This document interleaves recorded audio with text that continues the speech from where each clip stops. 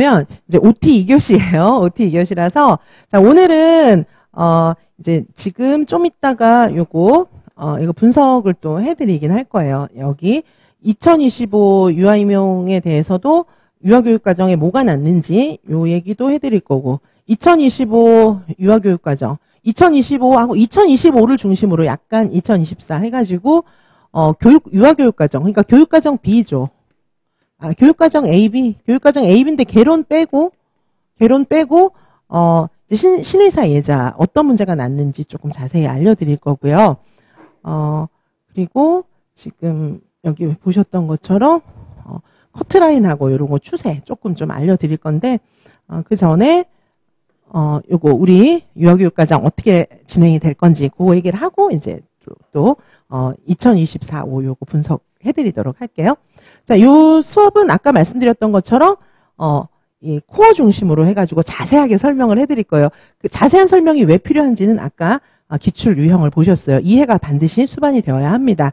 자, 내용을 일단 상세하게 설명을 할 거고 그 다음에 이제 암기장을 볼 거예요. 우리가 오후에 암기장 강의를 하지만 그것과는 별개로 요 강의에서 또 암기장을 한번 쭉 훑어드릴 거예요.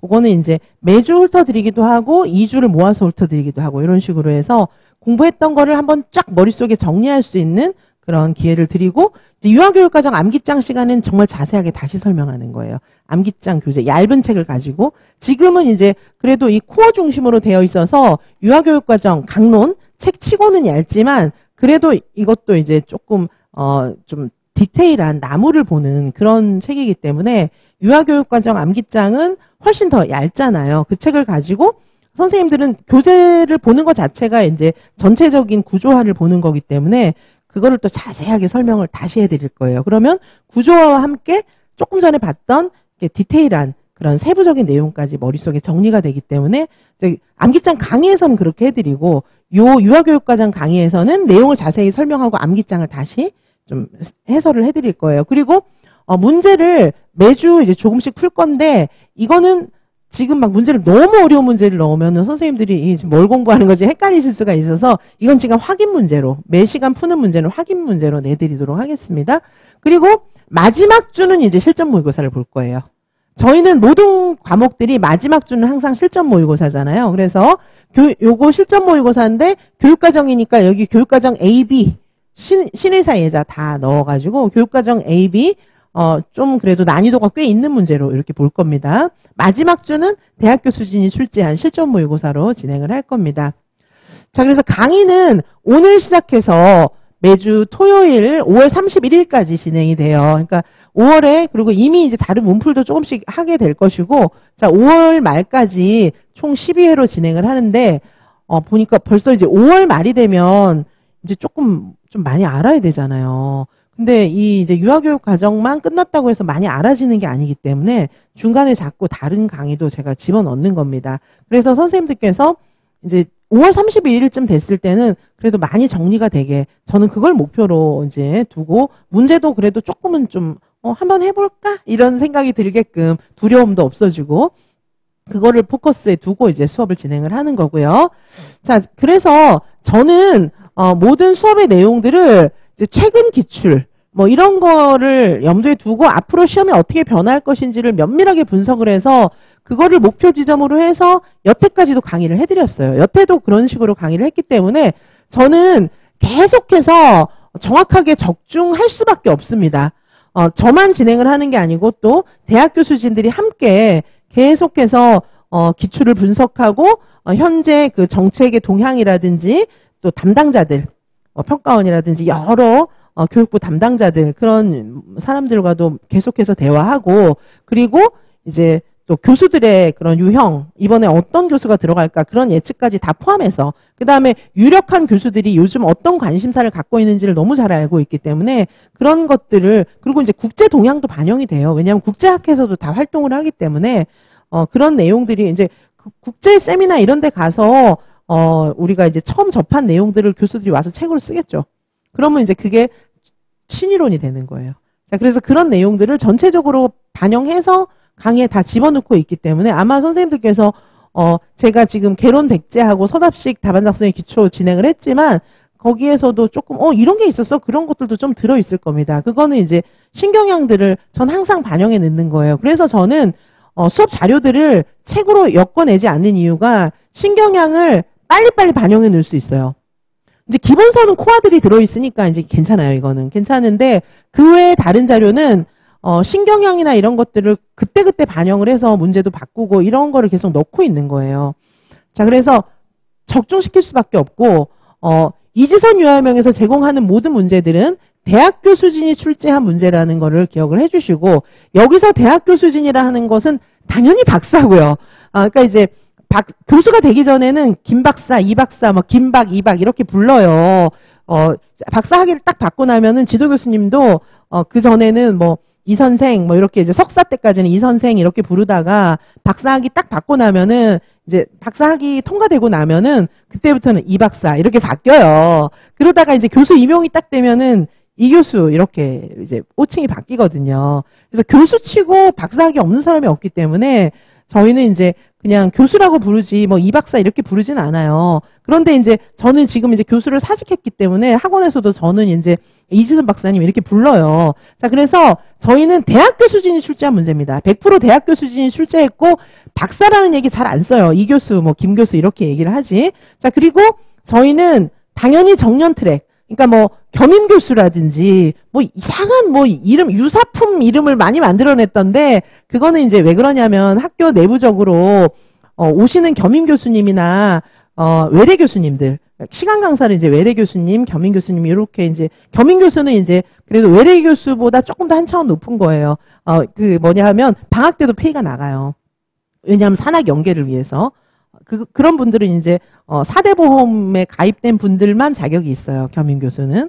그래서 이제 그 겸임교수하고 뭐 여타의 외래 교수들, 그런 교수들을 이제 위촉하는 건 학과장이 다 하는 거죠. 왜냐하면 그게 이제 학과 평가라든가 이런 거에 들어가기 때문에. 근데 이분들한테 강사 선생님 이러면 좀 기분 나쁘니까 그냥 교수라는 명칭을 유사하게 얹어주는 거예요. 이제 대학에 딱 처음에 채용되면은 조교수부터 시작합니다. 옛날에는 이제 전임 강사부터 시작했는데 전임 강사라는 이제 직렬이 없어지고 이제 조교수부터 시작해요. 그래서 신문에 났던데 예전에 이제 박원순 서울시장 아들이 고려대학교에 임용이 됐다. 그래서 조교수로 임용이 됐다. 이렇게 났더라고요, 신문에. 그거는 정년 트랙 교수로 됐을 가능성이 많아요. 근데 요새는 대학들도 비정년 트랙을 많이 뽑는데 비정년 트랙을 뽑을 때도 조교수로 뽑는 경우도 있습니다. 그런데 비정년 트랙 교수는 더 이상 승진 못해요. 부교수 이런 거 못 됩니다. 그냥 이렇게 될 가능성이 많고. 근데 저희는 학교마다 조금 이제 임용 구조는 좀 다르지만 그래서 정년 트랙은 계속 이제 65세 정년까지 가는 거고, 비정년 트랙은 재계약을 거의 안 해줘요. 재계약 많이 안 해주고 그냥 그걸로 끝나는 경우가 많아요. 왜냐하면 계약 기간이 길어지면은 이 사람의 권리가 늘어나고 돈도 많이 줘야 되기 때문에 예산 문제 이런 걸로 이제 굉장히 많은, 이렇게 차등을 두는 거죠.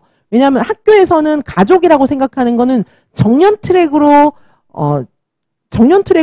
뽑은 그런 교수들만 가족이라고 생각을 하는 거예요. 교수 회의 같은 거, 교직원 회의에 못 들어가요. 그런 이제 비정년 트랙으로 오셨거나 아니면은 뭐 겸임 교수, 뭐 그런 사람들은 이제 서름이 많아요, 사실상. 그렇죠? 그래서 실제로 의사결정을 하고 재단에서 웬만하면 파이어 못 해요. 그러니까 뭐 성범죄를 저질렀다거나 진짜 형사범죄를 저질렀다거나 뭐 그러면은 이제 음주운전 이런 것도 삼진아웃 한 3번 정도 걸리면 파이어 돼요. 아무리 이제 그 정년 트랙 교수라도. 근데 그거 아니고는 못 잘라요. 그러니까 이제 총장 말도 안 들어요, 교수는. 자, 그런 교수들이 이제 출제위원급이에요. 제가 말씀드리는 거는. 그래서 뭐 유사품 교수다 이런 거는 출제위원 못 합니다. 아셨죠? 그래서 저는 진짜 말씀드린 것처럼 겸임 교수, 외래 교수, 여타의 유사품 교수 이런 교수들은 제가 유사품이라고 얘기하는 거는 우리 시험하고 관련이 없기 때문이에요. 우리 시험하고 물론 그분들도 훌륭하죠. 그분들도 여러 가지 뭐 유아교육 발전에 기여하지만 우리 시험하고는 상관없다는 거예요. 저희가 뭐 유아교육계의 발전을 위해서 그분들을 다 고려할 필요는 없잖아요, 우리가. 우리는 오직 시험이에요. 그렇죠? 자, 그래서 제 마인드로는 시험하고 상관없는 사람들은 전부 이방인이에요. 아셨죠? 오직 우리 시험하고 관련 있는 사람, 그 사람만이 선생님들한테 직접적인 관계가, 이해관계가 얽혀있는 사람들입니다. 자, 그런 사람들만으로 문제를 출제하는 인력풀을 구성해서 커리큘럼도 수업 내용도 다 함께 구성하고 있습니다.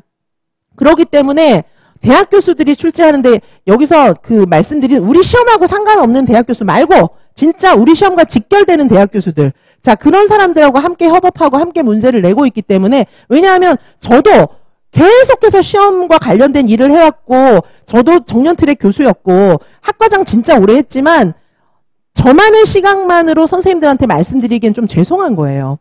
저도 이제 같은 그 구성원이니까 정말 그중에 핵심적인 역할을 해왔지만 제 시각만 갖고 막 말씀을 드리기엔 너무 죄송하기 때문에 여러 사람들과 함께 협업해서 한 번 더 확인 단계를 거치는 겁니다. 자, 그렇게 해서 문제들을 드리고 있어요. 자, 매 시간 이루어지는 수업은 이미 유아교육개론에서도 경험했겠지만 이제 유아교육 과정은 제 입장에서는 유아교육 개론보다 더 많은 공을 들여요. 왜냐하면 시험 문제가 더 많이 나오니까.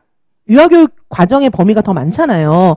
자, 유아교육 개론도 토대가 되니까 정말 중요했지만 출제, 문항수나 이런 게 과정이 더 많기 때문에 더 좀 조심스럽게, 더 겸손하게 접근합니다. 저는 이 과목을. 자, 그래서 매 시간 정확하고 자세한 설명을 해드릴 거고요. 암기장으로 간략하게 이제 복습할 수 있게 해드릴 겁니다. 당연히 제가 드리는 모든 문제는 대학교 수준이 출제한 문제고 어떤 대학교 수인지를 말씀드렸어요. 그리고 마지막 주는 대학교 수준이 출제한 서답식 실전 모의고사, 요거를 보도록 해드리겠습니다. 대학 교수가 뭐 대단한 사람은 아니지만 공부에 관한 한 모든 걸 희생하고 한 사람들이에요. 그래서 다른 건 아니어도 이 전공에 관해서는 대학 교수진들의 그런 이제 인생의 가치를 좀 인정해야 될 필요는 있어요. 저도 말씀드렸지만은 저도 고생 많이 했어요. 이제 어떻게 하냐면 이제 교수 임용되고 났는데 그 교수들이 이제 밥도 같이 먹고 이러는데 어떤 교수가 저희 같은 동료 교수였어요. 유아교육과 교수였는데 뭐 얘기하는데 팔을 이제 안 보일 텐데 이렇게 배꼽손 있잖아요. 이런 거 하고 아니 그래 안 그래도 되는데 이렇게 하고 얘기를 듣는 거예요. 이렇게 하고 왜냐하면 조교를 너무 오래 한 거야. 자기 지도 교수 조교를 너무 오래 한 거예요. 그래갖고 이제 조교가 아니고 교수인데 몸이 배어 있는 거예요. 교수들 중에 이 이제 학문의 세계만 이렇게 몰두를 하니까 이제 막 까다로운 교수도 되게 많거든요. 저희 교수는 좀 좋았는데 저희 동료 교수의 지도 교수는 좀 심각한 사람인 거예요. 이렇게 시킨대요. 창문 열 때 창문을 5cm 열어라. 이렇게 시킨다는 거예요. 그러니까 어떤 사람인지 아시겠죠? 그러니까 창문 여는 것도 5cm를 딱 열어야 되는 거예요. 그러니까 이 사람의 기준이 되게 명확한 거예요. 근데 이게 이제 그런데 그 사람 마음에 들게 박사 논문을 써야 되는 거예요. 박사 논문은 내 논문이 아니에요. 사실 지도교수의 논문이에요. 근데 내가 쓰는 거예요. 근데 뭐냐 하면 지도교수의 마음을 알아서 그 사람이 원하는 논문을 내가 써줘야 되는 거예요. 그래서 이 박사 논문은 창의적인 그런 업적물을 내는 것도 있지만 한번 이 학계에 입문할 수 있는 그 절차와 방법을 배우는 게 박사예요. 그래서 박사 논문을 한번 쓰고 나면 이제 사고를 어떻게 해야 되는지, 글을 어떻게 써야 되는지를 배우는 겁니다. 근데 그 박사 수료하는 거하고 박사 논문을 쓰는 거라고는 하늘과 땅 차이예요. 근데 이제 그것도 교수가 될 사람과 교수가 되지 않고 그냥 대충 학위를 받을 사람을 구분을 하죠. 구분을 하고 논문을 보면 티가 완벽하게 나기 때문에 진짜 고생해서 논문을 씁니다. 그러니까 눈물 엄청 빼고 쓰는 거예요. 교수들이 잘해주지 않습니다. 왜냐 학부는 이제 고객이라고 생각하고 잘해주는 거고 대학원생은 내 거의 노예라고 생각을 할 가능성이 많아요.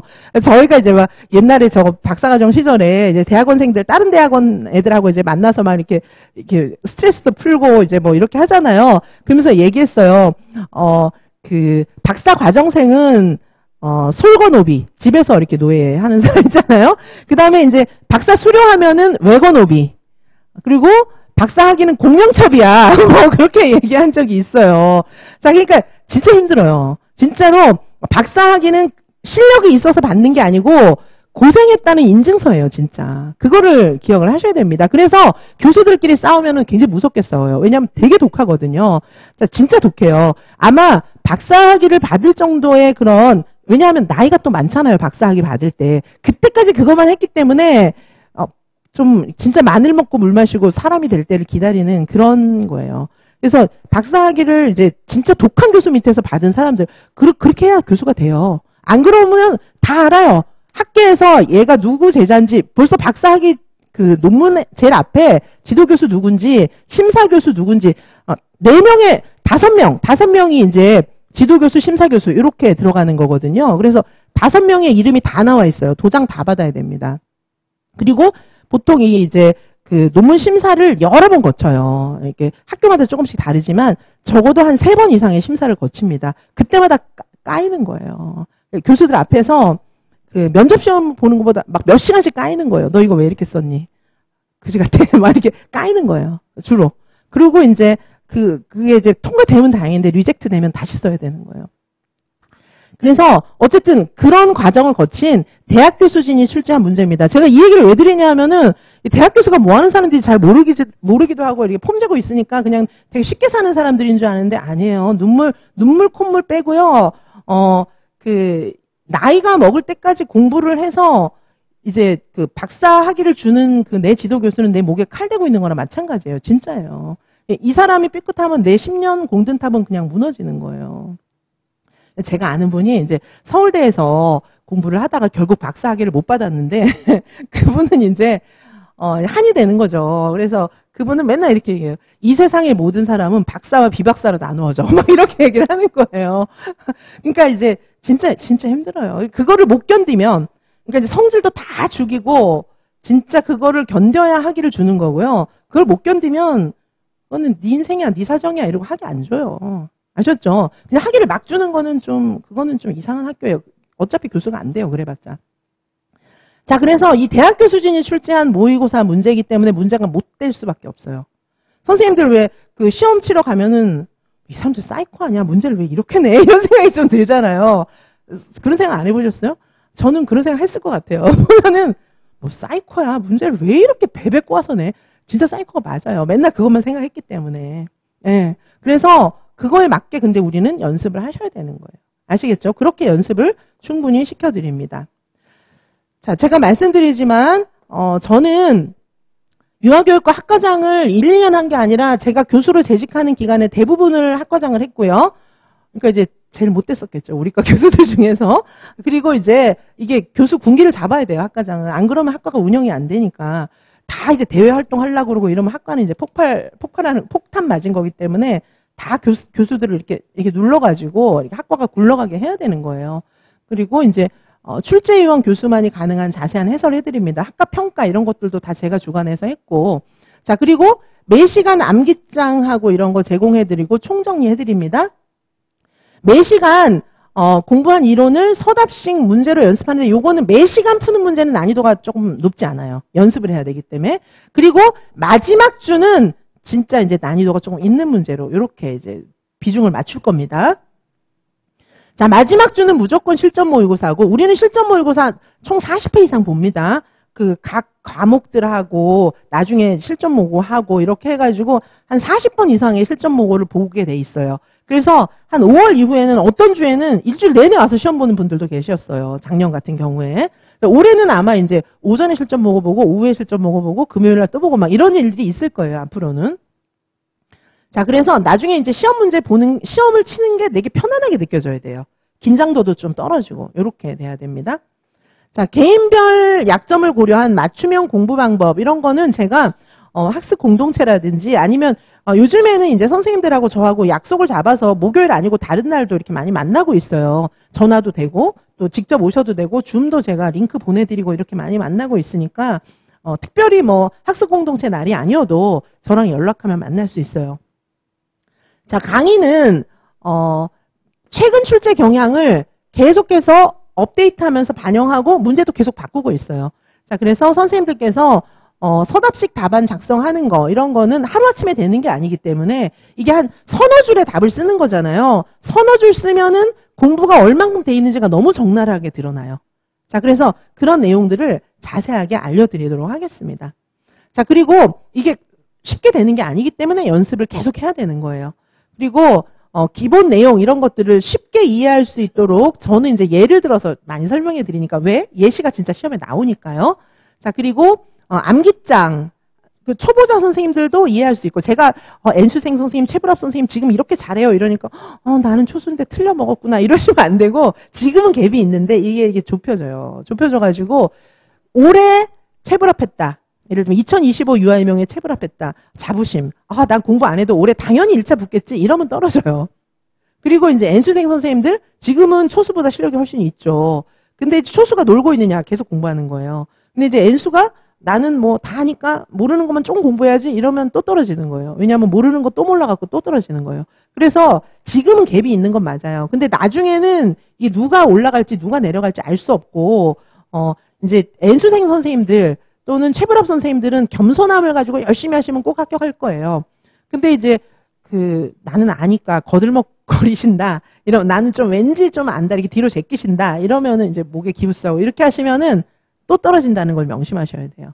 그리고 초수생 선생님들은 왜 우리 토끼와 거북이처럼 계속 가는 거예요. 그러면 이기는 거예요. 아셨죠? 자, 그래서 대학교 수준이 출제한 그런 고급 실전 문제. 이게 고급일 수밖에 없어요. 그만큼 독하게 살았기 때문에 고급 문제를 드리고요. 자, 그리고 이제 이거 진도대로 나갈 건데 오늘 진도를 약간 바꿔서 제가 많이 고민했어요. 오늘 앞에 이게 파트 1이거든요. 파트 1에 유아교육과정 이론하고 누리과정, 뭐 최신 동향 이런 것들을 좀 진도를 나갈까 아니면 신체운동 건강이 파트 2인데 이거부터 할까 많이 고민을 했거든요. 그래서 요거부터 나가겠습니다. 신체운동 건강부터 나가고 왜냐하면 왜 이렇게 바꾸는 이유는 뭐냐 하면 우리 해시리 패키지에서 이 얘기를 많이 했어요. 앞에 여기에 해당하는 내용들을 해시리 패키지에서 이미 많이 얘기를 했거든요. 그리고 이걸 안 하겠다는 뜻은 아니고 이걸 맨 마지막으로 돌릴 거예요. 요거는. 그래서 해시리 패키지에서 얘기를 많이 했고 시험 문제 비중이 이게 더 많아요. 그래서 선생님들이 처음에 딱 시작할 때 공부를 더 열심히 할 확률이 높잖아요. 그래서 시험에 더 많이 나오는 거를 앞에서 해야겠다. 이렇게 생각을 바꿨어요. 그래서 이 내용은 마지막 주에 녹화를 할 거고 이게 이제 이 내용을 다 설명하고 그리고 혹시 보강을 하게 되면은 이거는 저 혼자 녹화해도 될 것 같아요. 그리고 이 파트 1이 꽤 분량이 많은데 이 파트 1이 분량이 많은 이유는 해시리 패키지를 안 들으시는 선생님들도 이걸 보면 이해가 갈 수 있게. 제가 특강을 통해서 선생님들한테 정말 디테일한 많은 내용들을 수많은 특강으로 알려드려요. 그런데 특강을 안 듣는 분들도 중요한 핵심적인 내용은 다 알아야 되기 때문에 파트 1에는 특강을 안 들으시는 선생님들을 위해서 굉장히 길게 써놓은 거예요. 근데 특강도 다 들으시는 선생님들은 이거 보면 아, 저 얘기를 왜 또 하지? 뭐 이렇게 생각할 수 있어요. 그래서 이 부분은 제가 나중에 요약 자료를 드릴 거예요. 그래서 요약 자료를 가지고 제가 강의를 하도록 하겠습니다. 파트 1은. 그게 나을 것 같아요. 그래서 오늘은 요 순서를 제가 이거 짤 때부터 되게 고민을 많이 했는데 어제 이렇게 되게 고민 많이 하다가 어제 이제 제가 마음을 정했어요. 계속 고민하다가 이거부터 할까 이거 계속 이거 작년에 이제 올해 계획안을 내잖아요. 저는 학원에다가 그때부터 고민해가지고 이제 어제 결국 결론을 냈어요. 그래서 오늘은 신체운동 건강 요거부터 나갈 겁니다. 자, 그리고 마지막 주는 말씀드렸던 것처럼 여기 대학교 수준 출제한 서답식 실전 모의고사를 보도록 하겠습니다. 자, 그리고 지금 시간이 좀 많이 지났는데 요거는 간략하게 말씀을 드릴게요. 자, 여기 보시면 결과 분석에 전국 평균 커트라인 추이를 지금 여기 10년 이상 분석을 해놨어요. 자, 2015부터 2025까지 11년 차 이렇게 분석을 해놨는데 자, 여기 보시면은 일단 최근 3년 1차 평균을 보시면은 지금 작년이 많이 낮죠. 이게 이제 왜 그러냐 하면 문제가 어려워서 작년에 많은 선생님들이 어디서 낭패가 왔냐 하면은 시간이 너무 오버돼 버린 거예요. 그래서 문제를 풀다가 끝까지 못 풀고 뒤에는 백지로 내고 막 그런 분들이 많았어요. 왜 그랬을까요? 공부를 안 해서? 그게 아니고 문제가 사례형으로 너무 사고형으로 난 거예요. 그러니까 한 문제 붙들고 5분 있다가 이제 뒤에는 못 푼 거예요. 자, 그런 결과입니다, 이게. 올해는 그러면 되게 쉬워지겠네? 몰라요, 그건. 아무도 모르는 거예요. 더 어려워질 수도 있고, 선생님들이 원하시는 대로 더 쉬워질 수도 있어요. 근데 쉬우나 어려우나 결과는 똑같아요. 문제가 쉬우면 커트라인이 올라가고, 그러면 또 이제 실력 있는 사람 붙고 실력 없는 사람 떨어지는 거예요. 그리고 문제가 어려우면 커트라인이 내려오는데, 그때는 이제 그 똑같은 수험 풀에서 공부를 많이 한 사람 붙고, 안 한 사람 떨어지는 거예요. 자, 그래서 요렇게 됐고요. 그 다음에 2022의 커트라인이 엄청 낮았죠. 이때도 서답형 사고형 문제가 진짜 많이 나왔어요. 자, 그래서 평균을 보시면은 전체 평균 11년간 평균을 내면 한 77점 정도 된다. 요게 1차 평균입니다. 그리고 우리가 이제 다음 주 이제 초반부터 계속해서 이제 2차 강의도 하나씩 개강을 해서 1차 시험 끝나기 전까지 총 3과목을 3월에 한 과목, 4월에 한 과목, 5월에 한 과목 이렇게 개강을 할 거예요. 3월에는 자유놀이, 4월에는 활동 수업, 5월에는 면접 이렇게 한 반씩 개강을 하고 그리고는 개강을 안 하다가 이제 시험 딱 끝나면 그때 또 2차 과목을 쫙 본격적으로 할 거거든요. 근데 아니 지금 1차 하기도 바쁜데 2차를 왜 지금부터 저 난리지? 뭐 이렇게 생각할 수 있는데 왜냐하면 2차가 어려운 거예요. 2차는 되게 쉽겠다. 그거는 생각해도 아닐 것 같죠. 1차는 어려운데 2차는 되게 쉬울 거야. 정말 아닐 것 같죠. 그렇죠? 그래서 우리가 유아교육 개론도 지금 2달 꼬박 했잖아요. 근데 1차 끝나는 1차 시험이 11월이잖아요. 근데 2차는 1월 초에 봐요. 그리고 발표는 그 중간에 난단 말이에요. 그러면 1차 끝나고 2차 시험 때까지 한 2달밖에 안 남고 중간에 이제 합격자 발표가 언제 나느냐 이게 약간 차이가 있는데 굉장히 적은 시간이 1차 시험 발표 나고 2차 시험까지 굉장히 시간이 적을 때는 최악의 경우는 2주행 때도 있었어요. 그러니까 1차 발표 나고 나 합격하면 공부해야지 이러면은 이제 최불합은 맡아놓은 거예요. 그러면 안 돼요. 자, 그래서 지금부터 조금 공부를 하실 필요도 있고 그리고 아까 보셨던 것처럼 1차 지문 자체가 사례 중심 지문이잖아요. 그래서 사례를 모르면 안 되는 거예요. 그리고 우리 2차 수업 실현하고 면접 이런 거는 살아있는 2019 개정 누리과정이에요. 자, 우리가 해시리 패키지도 공부를 하고 이렇게 했지만 실제 2019 개정 누리과정이 어떻게 적용되는지는 너무 피상적인 거예요. 그런데 수업이나 이런 걸 보면 아, 저 말이었구나 이런 생각을 할 수 있어요. 그리고 이제 면접 만능 틀이라든지 뭐 그런 데서는 실제로 1차 시험에 또 많이 나와요.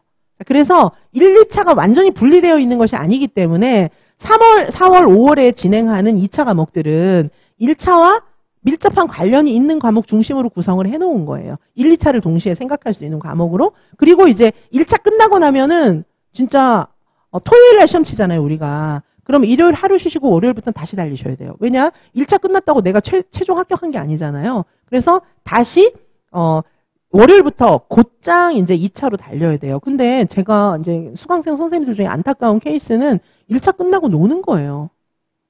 1차 끝나고 이제 너무 힘들었잖아요, 사실. 그러니까 이제 하루만 놀아야지 이러고 이틀, 사흘, 막 열흘, 뭐 한 달 이렇게 노는 거예요. 뭐 어디 놀러 가고 막. 근데 1차가 딱 붙었어요. 놀 때는 난 떨어졌을 거야 이런 생각도 있었겠죠. 1차 붙은 거예요.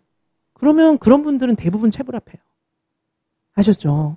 그래서 저는 이제 선생님들은 끝을 모르지만 저는 끝 지점을 항상 생각하잖아요. 그래서 지금부터 이제 2차를 하는 건데 여기 보시면은 1차 평균보다 1차 평균은 선생님들이 어느 정도 아실 거예요. 근데 2차는 선생님들이 잘 모르시더라고요.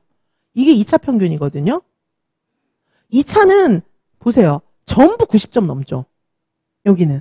그쵸? 작년에 2차 평균이 94점이에요. 94점. 2차가. 이 전국 평균 내놓은 거거든요. 이거는. 그래서 여기는 1차는 좀 편차가 있죠. 80점도 넘고 뭐 80점, 70점대 뭐 이런 식으로 편차가 있잖아요. 근데 이건 편차가 없어요. 전부 90점 넘어요. 그래서 평균이 93점.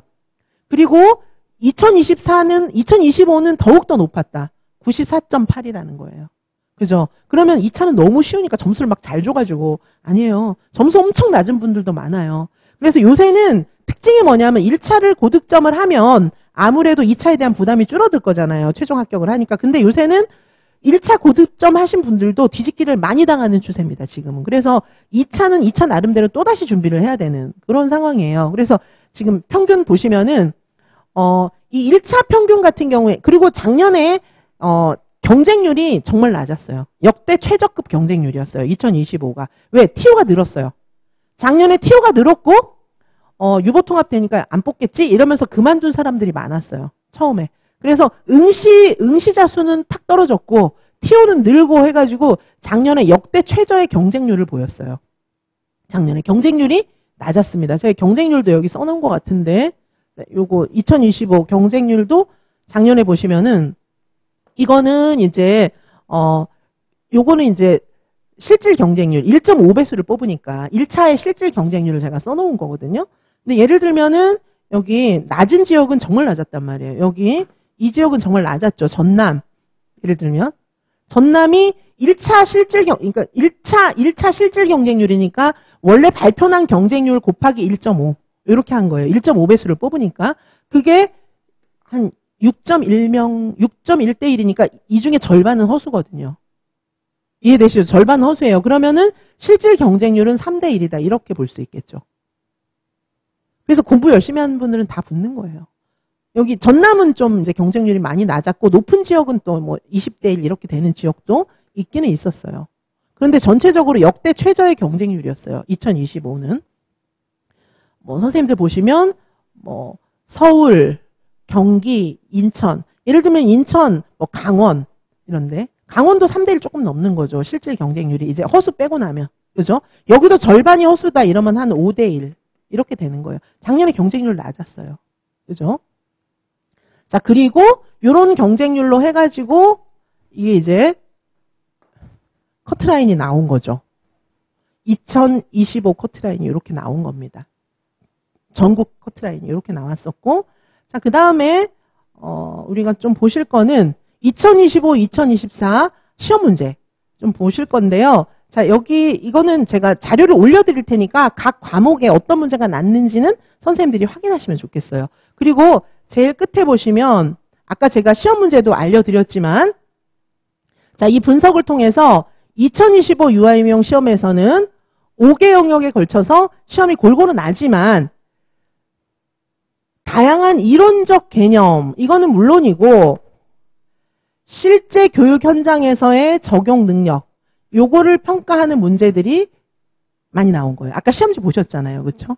그래서 실제 적용 능력을 평가하는 문제. 그러니까 단편적으로 책만 이렇게 앉아서 안일하게 공부해서는 맞출 수 없는 적용 문제가 진짜 많이 나온 거예요. 특히 어떤 식으로 나왔냐면 교사의 역할과 지원 방법. 이걸 응용해가지고 그 다음에 유아의 발달 이론의 이해와 적용. 이런 문제가 많았다는 겁니다. 자, 이렇게 보실 수 있어요. 요 앞에 보시면은 제가 문제 분석도 좀 더 자세하게 해놓기도 했어요. 2025에 대해서 제가 자세하게 뭐 이렇게 경쟁률부터 시작해서 분석을 많이 해놨는데 지금 너무 OT를 오래 한 것 같아요. 그래서 다음 기회에 제가 또다시 한번 말씀드리도록 하고 여기 어떤 문제가 출제되었는지는 여기 자세하게 제가 이렇게 다 이렇게 말씀드렸어요. 영역별로. 그래서 요거 제가 올려놓을 테니까 보시기 바랍니다. 자, 신체운동 건강, 안전, 의사소통 이런 식으로 해서 제가 영역별로 다 정리해놨어요. 작년에 어떤 문제가 나왔는지. 자, 요거 보시면 아, 이런 문제가 나왔구나. 특별하게 이제 다문화, 가치, 사회관계 영역에서 이런 문제 선생님들이 어려워하시는 이런 부분들이 출제되었고, 자, 예술 같은 경우에도 자, 예술 경험, 자연 탐구, 자, 그리고 이제 교사의 역할 부분이 좀 많이 나왔었죠. 교사가 어떤 역할을 하는지. 자, 요거는 이제 유아교육 과정에 대한 거, 요 부분 제가 자료로 올려놓을 테니까 보시면 되겠어요. 왜냐하면 제가 지금 이걸 자세히 해설을 해드려도 아직 진도를 안 나갔기 때문에 신의사의 예자 구체적인 내용이 와닿지는 않을 것 같아요. 그래서 이제 선생님들이 각 파트 공부할 때마다 아, 작년에 이 문제가 나왔구나 이러면서 조금 염두에 두시고 공부를 하시면 될 것 같아요. 이 부분은. 자, 그러면 OT를 오늘 굉장히 길게 했는데 선생님들께서 공부의 방향을 좀 잡으시면 좋겠어요. 그래서 우리가 아까 말씀드렸던 것처럼 자세하게 해설해 드리지만 우리의 목적 지점은 문제를 푸는 것이다. 내가 공부한 게 시험장에 들어가서 2분 30초 내에 답을 못 쓰면 이거는 헛고생이다. 그래서 기억을 하시고 목적지를 염두에 두시고 그리고 나는 허수가 아니에요. 선생님은 붙을 수 있어요. 왜냐하면 제가 말씀드렸지만 합격생들도 다 자신이 꼭 붙을 거라고 생각한 적이 없어요. 내가 붙는 날이 올까? 이 터널의 끝은 있을까? 다 그렇게 생각했거든요. 그러니까 다 선생님들과 같은 과정을 지났기 때문에 선생님은 허수가 아니에요. 붙을 수 있어요. 그래서 제가 난이도를 높이는 거예요. 붙을 수 있으니까. 아까 2025 역대 최저의 경쟁률 말씀드렸죠. 지역에 따라서는 실질 경쟁률이 3분의 1차 실질 경쟁률이 3대 1 정도밖에 안 되는 지역들도 있다는 거예요. 자, 그래서 올해 또 이제 뭐 최종 경쟁률 이런 게 나중에 나오겠지만 올해 경쟁률이 어떻게 될지 알 수 없잖아요. 일단 유보통합은 안 됩니다. 유보통합이 되려면 법을 새로 만들어야 되기 때문입니다.